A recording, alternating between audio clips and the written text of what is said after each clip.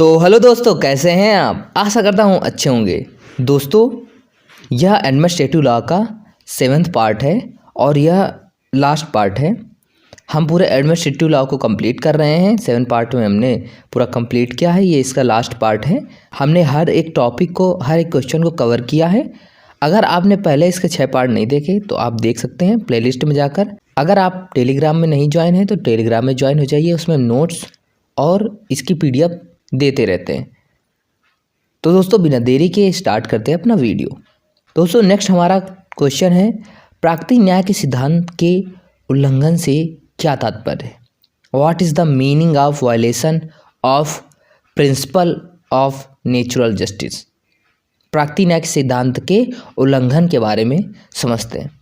प्राकृतिक न्याय के सिद्धांत के उल्लंघन का तात्पर्य है अमानवीय आचरण को बढ़ावा देना तथा मानवीय सभ्यता की वृद्धि को रोकना, प्रशासनिक विवेक को मनमाना करने में सहयोग करना। मतलब जो हमारा प्राकृतिक न्याय का सिद्धांत है उसका उल्लंघन से तात्पर्य यह है कि जो अमानवीय हैं, मानव से परे हैं, उन आचरण को बढ़ावा देना। ठीक है, जो मानवीय सभ्यता है उनकी वृद्धि को रोकना। प्रशासनिक विवेक को जो है, जो प्रशासन का अपना विवेक होता है, उसको मनमानेपन करने में सहयोग देना। अगर वो कोई मनमानापन कर रहे हैं उसमें सहयोग प्रदान करना। ये सब प्राकृतिक न्याय सिद्धांत का उल्लंघन है। दोस्तों, प्राकृतिक न्याय सिद्धांत के उल्लंघन का परिणाम होगा कि कोई व्यक्ति अपने मामले में स्वयं निर्णायक होगा तथा दूसरे पक्ष को सुनवाई का अवसर दिए बिना मामले का निस्तारण करना। मतलब इसका बेसिक उल्लंघन ये होगा परिणाम कि कोई व्यक्ति होगा अपने ही मामले में, उनका जो कोई मामला होगा, खुद के मामले में खुद निर्णायक बन जाएंगे। कोई वाद लेकर आया, बिना दूसरे पक्ष को सुनवाई दिए ही उसके मामले को निस्तारण कर देना, उसका परिणाम बता देना। ये सब उल्लंघन का परिणाम होगा अगर प्राकृतिक न्याय के सिद्धांत का उल्लंघन होगा। भारत में भी प्राकृतिक न्याय सिद्धांत को संविधान में महत्व दिया गया है। अनुच्छेद 311 में प्राकृतिक न्याय के मूलभूत सिद्धांत सुनवाई का अधिकार का समावेश किया गया है। जो सुनवाई का अधिकार है वो आर्टिकल 311 में नेचुरल जस्टिस का बेसिक कॉन्सेप्ट है। ठीक है, संविधान के अनुच्छेद 21 में साम्यक प्रक्रिया के प्रवेश में सारी रुजुता जो प्राकृतिक न्याय में निहित है। यदि प्राकृतिक न्याय का उल्लंघन होगा तो व्यक्ति अपने प्राण और दैहिक स्वतंत्रता से वंचित हो सकता है। इसी प्रकार अनुच्छेद 14 जो प्राकृतिक न्याय सिद्धांतों को सन्निविष्ट करता है। प्राकृतिक न्याय का उल्लंघन अतिक्रमण का परिणाम मनमानापन है तथा प्राकृतिक न्याय सिद्धांतों का उल्लंघन अनुच्छेद 14 के समता दंड का अतिक्रमण होगा। दोस्तों, बेसिक सा है, अगर प्राकृतिक न्याय के सिद्धांत का उल्लंघन होता है तो आदमी प्राण और दैहिक स्वतंत्रता से वंचित हो जाएगा अनुच्छेद 21 के तहत। प्राकृतिक न्याय सिद्धांत का उल्लंघन अनुच्छेद 14 के समता खंड, अनुच्छेद 14 जो इक्वालिटी है उसका खंड का अतिक्रमण होगा। ठीक है, जो आर्टिकल 14 में दे रखा है इक्वालिटी, आर्टिकल 14 में दे रखा है इक्वालिटी। तो दोस्तों, ये है प्राकृतिक न्याय सिद्धांत का उल्लंघन। अगर कोई नेचुरल जस्टिस का वायलेशन करना तो कैसे वायलेशन करेगा। कोई व्यक्ति अपने मामले में स्वयं निर्णायक बन जाएगा तो भी उल्लंघन हो गया। रूल है कि कोई भी व्यक्ति अपने ही मामले में निर्णायक नहीं बन सकता। दूसरा क्या है, दूसरे पक्ष को सुनवाई का अवसर दिए बिना मामले का निस्तारण कर देना। जबकि ये है कि दूसरे पक्ष को भी सुनवाई देने का अवसर दिया जाना चाहिए। ठीक है दोस्तों, तो आप समझ गए होंगे। आगे बढ़ते हैं। नेक्स्ट है हमारा क्वेश्चन, लोकायुक्त क्या है। What is Lokayukta. राज्यों में लोकायुक्त की स्थापना उसी उद्देश्य को लेकर की गई है जिस उद्देश्य से केंद्र में लोकपाल की स्थापना प्रस्तावित है। प्रत्येक राज्य लोकपाल और लोकयुक्त अधिनियम 2013 के प्रारंभ होने की तारीख से 1 वर्ष की अवधि के भीतर कुछ लोककृत कार्यों के विरुद्ध भ्रष्टाचार से संबंधित शिकायतों से निपटने के लिए अपने राज्य के लिए लोकायुक्त के नाम से ज्ञात एक निकाय की स्थापना करेगा। यदि ऐसा किसी निकाय को राज्य विधानमंडल द्वारा बनाई गई किसी विधि द्वारा स्थापित, गठित या नियुक्त नहीं किया गया है। इस अधिनियम के अंतर्गत राज्यों में लोकायुक्त नियुक्त करने के संबंध में निर्देश दिया गया है, जिसमें यह कहा गया है कि लोकायुक्त का एक अध्यक्ष होगा जो राज्य के उच्च न्यायालय के मुख्य न्यायाधीश तथा उच्च न्यायालय के सेवानिवृत्त न्यायाधीश या कोई महत्वपूर्ण व्यक्ति हो सकता है।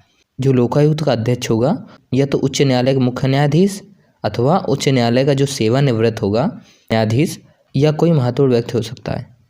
अध्यक्ष, ठीक है। इस संस्था के अधिकतम 8 सदस्य हो सकते हैं। ये जो लोकायुक्त संस्था बनाई जाएगी, इसके कितने सदस्य हो सकते हैं?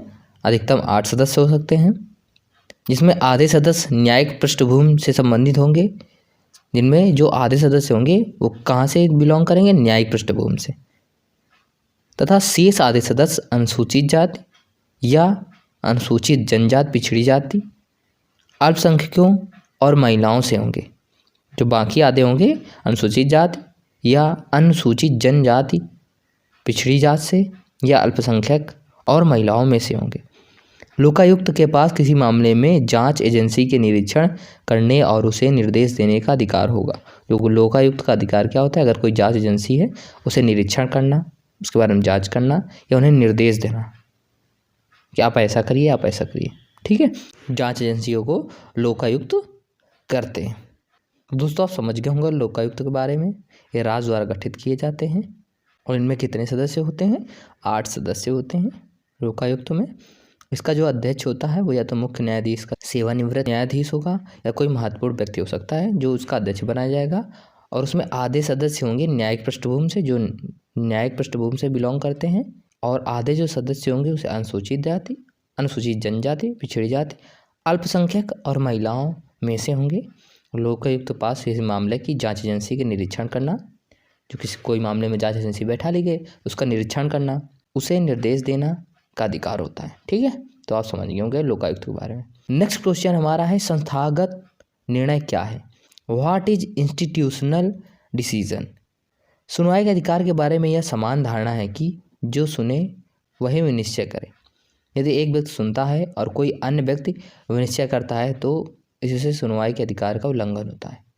परंतु भारी भरकम मात्रा में होने वाला प्रशासनिक न्याय निर्णयन प्रशासनिक अभिकरण के अध्यक्ष के लिए व्यक्तिगत सुनवाई और निर्णय समाध्य कर देता है।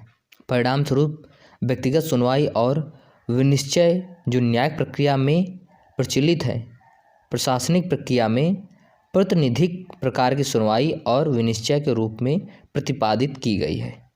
इसी को संस्थागत निर्णय या मनुष्य कहा जाता है, जो संपूर्ण संगठन द्वारा संपन्न किया जाता है।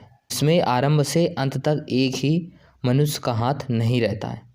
प्रायः एक व्यक्ति सुनता है और दूसरा व्यक्ति विनिश्चय करता है।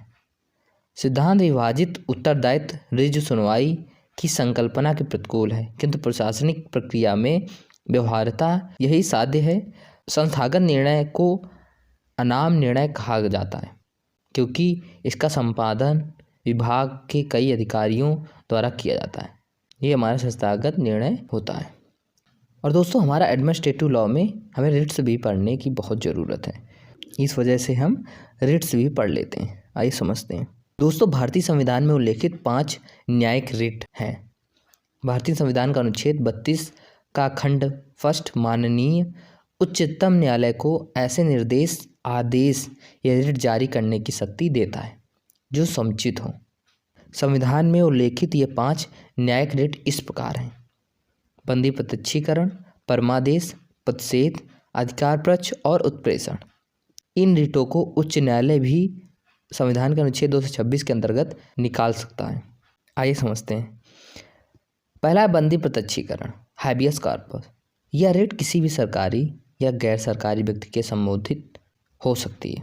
यह उस व्यक्ति की प्रार्थना पर जारी की जाती है जिसको लगता है कि उसे अवैध रूप से बंदी बनाया गया है। इसमें व्यक्ति को बंदी बनाए जाने के कारणों एवं वैधता की न्यायालय द्वारा जांच की जाती है। इस रिट के द्वारा न्यायालय बंदी बनाए गए किसी व्यक्ति को अपने समक्ष प्रस्तुत करने का आदेश दे सकता है। दूसरी रिट हमारी है परमादेश। यह एक उच्च आदेश है जिसके माध्यम से किसी व्यक्ति, निगम, न्यायालय, सरकार या किसी लोक प्राधिकारी को रिट में विनिर्दिष्ट किसी कार्य को कराने हेतु निर्देश दिया जाता है ताकि मूल अधिकारों को सुरक्षित रखा जा सके। तीसरी है अधिकार पक्ष, क्वे वारंटो। लोकपद अथवा उससे जुड़े हुए व्यक्तियों के अधिकारों व शक्तियों का परीक्षण को वारंटो, क्वे वारंटो रिट के माध्यम से होता है। इस रिट द्वारा न्यायालय किसी लोक अधिकारी से यह पूछ सकता है कि वह किस अधिकार से उक्त कार्य को कर रहा है तथा अनुचित होने पर उक्त कार्य को करने से रोका जा सकता है। चौथा हमारा है प्रतिषेध, प्रोहिबिटेशन। प्रतिषेध की रिट किसी वरिष्ठ न्यायालय द्वारा किसी कनिष्ठ न्यायालय या अर्ध न्यायिक अधिकरणों को जारी की जाती है, जिससे वह ऐसी अधिकारिकता का प्रयोग ना करें जो उसके अधिकार क्षेत्र से बाहर हो, या कनिष्ठ न्यायालय या अधिकरण को उसके अधिकार क्षेत्र से बाहर कार्य करने से रोकती है। पांचवी हमारी है उत्प्रेषण। प्रतिषेध तथा उत्प्रेषण दोनों ही समान कारणों पर जारी की जाती हैं, परंतु दोनों में एक मुख्य अंतर यह है कि प्रतिषेध की रिट तब जारी होती है जब निर्णय ना दिया गया हो, और उत्प्रेषण की रिट तब जारी होती है जब निर्णय दे दिया गया हो, जो उच्च या उच्चतम के अधिकार का उल्लंघन हो। उत्प्रेषण ऐसे प्राधिकारी के विरुद्ध भी जारी हो सकता है जो अधिकारिता के भीतर कार्य कर रहा है, किंतु जिसने नैसर्गिक न्यायिक सिद्धांतों के विरुद्ध कार्य किया है। दोस्तों, प्रतिषेध और उत्प्रेषण न्यायालय द्वारा सिर्फ न्यायालय के विरुद्ध जारी की जाती है। तो दोस्तों, आशा करता हूँ आपको वीडियो पसंद आया होगा। दोस्तों, यहाँ हमारा एडमिनिस्ट्रेटिव लॉ पूरा कंप्लीट हो गया है। 7 पार्ट हमने इसको बनाए हैं। अगर आपने नहीं देखा तो प्लेलिस्ट में जाकर पूरा अच्छे से देख सकते हैं, पूरा कंप्लीट कर सकते हैं, आपका अच्छे से रिवीजन हो जाएगा। अगर आप टेलीग्राम में ज्वाइन होना चाहते हैं तो टेलीग्राम में ज्वाइन हो जाइए, कमेंट बॉक्स या डिस्क्रिप्शन में आपको लिंक मिल जाएगा। मिलते हैं नेक्स्ट वीडियो में। जय हिंद, जय भारत।